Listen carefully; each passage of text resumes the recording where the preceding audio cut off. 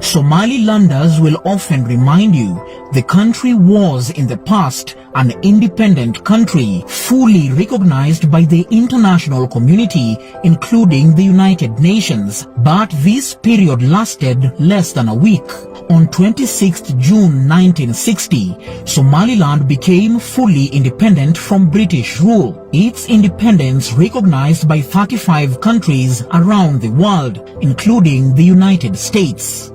The next day, its new parliament passed a new law approving a union with the South. On 1st July, Somalia became independent from Italy, and the two were joined together. This is a decision Somaliland has bitterly regretted ever since.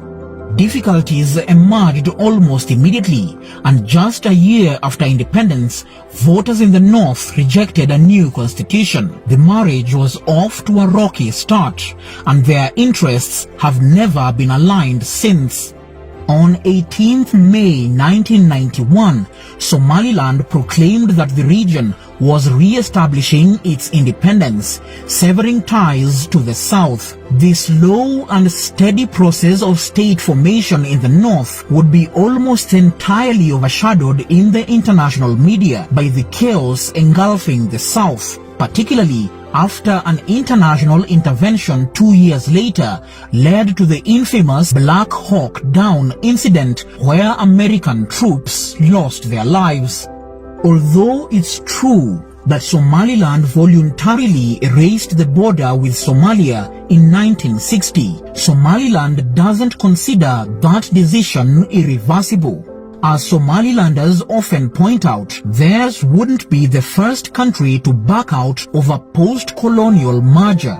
Senegal and the Gambia were joined together as the Confederation of Senegambia between 1982 to 1989. Egypt and Syria were briefly joined together as the United Arab Republic from 1958 until 1961, when Syria seceded. If these countries couldn't make their marriages work, why, Somaliland asks, should Somaliland be stuck in a loveless alliance? Let me know what you think in the comments.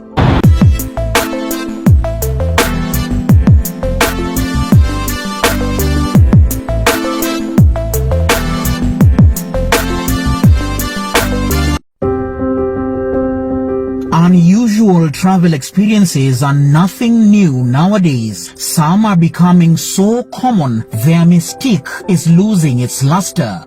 North Korea? Thousands have already been there and done that.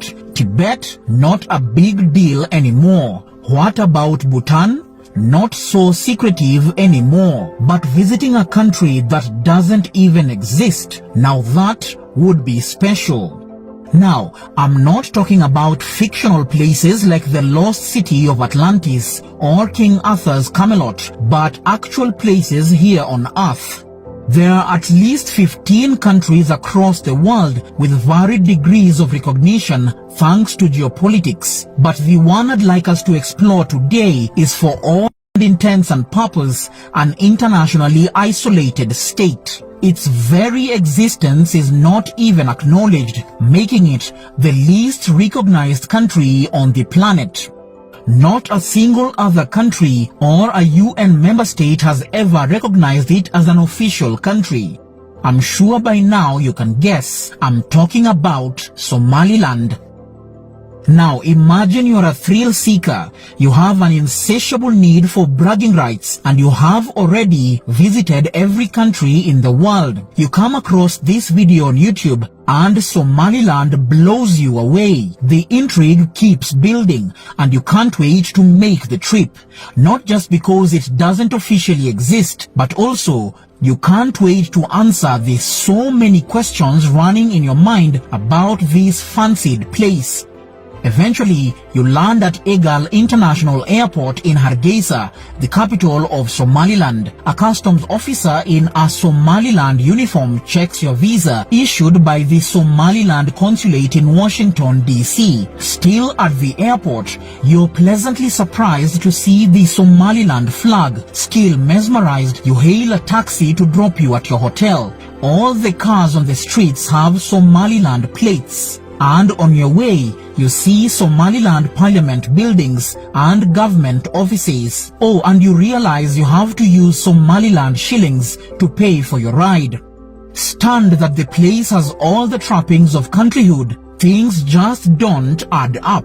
According to the U.S. Department of State, the United Nations, the Africa Union, and every other government on earth, you are not in Somaliland, a developing, stable, and mostly functional country. You are in Somalia. Somaliland is about the size of England and Wales, with an area of 137,000 square kilometers. It is part of Somalia and the larger Horn of Africa region that has hundreds of miles of coastline along the Gulf of Aden to the north. It shares borders with the Republic of Djibouti to the west, Ethiopia to the south, and Puntland, a semi-autonomous state of Somalia, lies in the east. The country enjoys relative peace and prosperity and has held previous democratic elections, but international relation analysts fear that international recognition of Somaliland would open a Pandora's box of many other secession claims in Africa, such as Morocco's Western Sahara, to demand the same. Since the creation of the African Union in 1963, there have only been two widely recognized border changes on the continent: Eritrea's split from Ethiopia in 1993 and South Sudan's independence in 2011 from Sudan, making it the world's newest nation. In short, the African Union generally always opposes secessions in a bid to avoid political instability. The issue of secession first arose in the 1960s with the wave of decolonization and questions over the viability of the newly independent states across the continent. Two cases stood out: the Congo, where Katanga's self-proclaimed breakaway was defeated by the United Nations forces, and Nigeria, where the Biafran secession was put to a stop by the Nigerian Federal Forces. Somaliland's calls to be recognized as independent rather than being included in the efforts to rebuild Somalia is an example. When South Sudan became independent in 2011, a Somaliland delegation arrived in the capital Juba wearing t-shirts saying "Somaliland Next."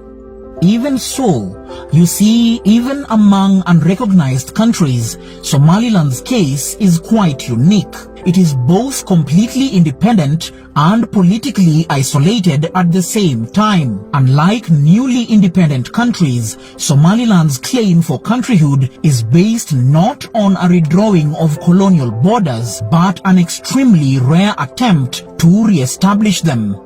Unlike Taiwan, Somaliland is attached not to a richer, more powerful country, in Taiwan's case China, but to a less developed, less stable one. Unlike Palestine, Somaliland's quest for independence is not a globally popular cause for activists to rally around. Often forgotten in the fast-paced international news cycle, Somaliland has become accustomed to flying solo. Why? Well, gaining international recognition is by far the most difficult step in a country that wants to be regarded as one. Despite having a territory, a government, a people, a currency, and a passport, a lack of recognition is Somaliland's Achilles heel, and the country is in a state of limbo. This means that it's an entity that started to act like a real country, with the hope of eventually becoming one. What separates real from self-proclaimed countries is simply the recognition of other countries. The difference in the Somalilands of the world from, say, Germany is that Germany is recognized by its peers. Somaliland's history as a distinct region of Somalia dates back to the late 1800s. The territory was a British protectorate until 1960, when it unified with the rest of present-day Somalia, which had been under Italian rule. The merger faced challenges early on, with many in Somaliland rejecting the centralization of power in the country's south. It broke away from Somalia and declared independence in 1991. Back in the late 19th century, Britain with the support of Italy and France with the support of Russia were locked in a struggle for control of the Nile. As a means of countering French influence in the region and ensuring a regular supply of mutton for its garrison at the neighboring Yemeni port city of Aden, Britain signed a series of agreements with tribes in northern Somalia. You see, just from the names, Somaliland and Somalia, there is little ethnic or linguistic difference between these two areas. British journalists at the time reported that Somaliland was one of Britain's least rewarding possessions in Africa. Therefore, it was left mostly to govern itself through existing clan structure. Italy, on the other hand, considered Somalia an integral part of its short-lived ambitions to build a North African empire that also included modern-day Libya and parts of Egypt. It's not surprising that today, the territory where the colonizing power had more ambitious state-building goals is the more unstable. This could be evidence that supports the notion that post-colonial countries where colonizers had a lighter touch turned out better in the long term than countries where colonizers were deeply involved. Since Somaliland's declaration of independence, limited opportunities for foreign trade and investment have stifled the government's capacity to provide services to its approximately 6 million residents. The breakaway nation has been a tough sell to investors, and with a gross domestic product of about $2 billion, its main export is livestock, which it ships to neighboring Djibouti and Ethiopia, as well as to Gulf states such as Saudi Arabia and Oman. Meanwhile, the government is ineligible for loans from the World Bank and the International Monetary Fund as long as it is not an internationally recognized state.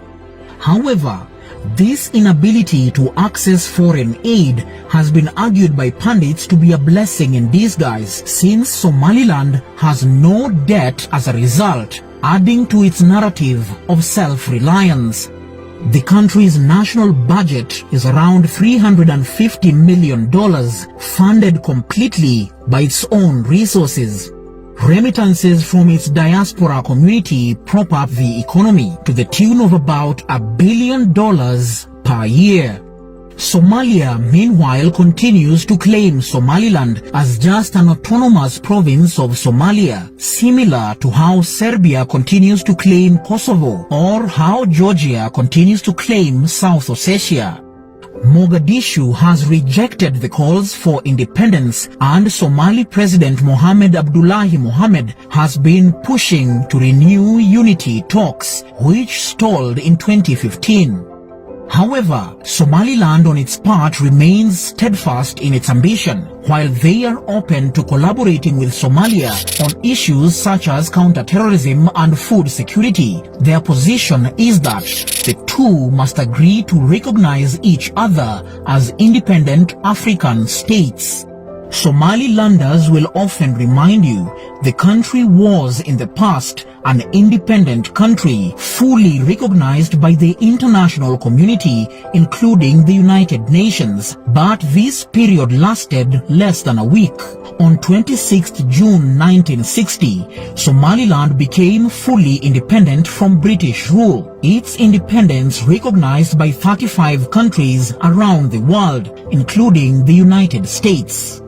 The next day, its new parliament passed a new law approving a union with the South. On 1st July, Somalia became independent from Italy, and the two were joined together. This is a decision Somaliland has bitterly regretted ever since. Difficulties emerged almost immediately, and just a year after independence, voters in the north rejected a new constitution. The marriage was off to a rocky start, and their interests have never been aligned since. On 18th May 1991, Somaliland proclaimed that the region was re-establishing its independence, severing ties to the south. This slow and steady process of state formation in the north would be almost entirely overshadowed in the international media by the chaos engulfing the south, particularly after an international intervention 2 years later led to the infamous Black Hawk Down incident where American troops lost their lives. Although it's true that Somaliland voluntarily erased the border with Somalia in 1960, Somaliland doesn't consider that decision irreversible.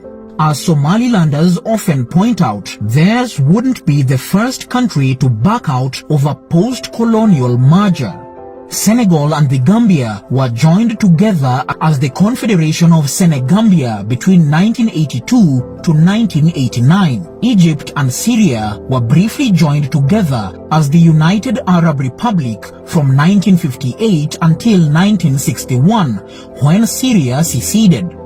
If these countries couldn't make their marriages work, why, Somaliland asks, should Somaliland be stuck in a loveless alliance? Let me know what you think in the comments.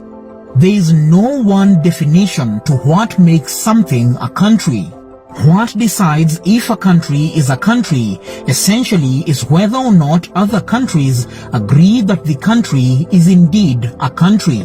For this reason, there are various counts of the number of countries in the world. The United Nations put the number at 193 members. The Olympics Committee lists 206 member countries, and all in all, there are at least 258 national flags in the world today.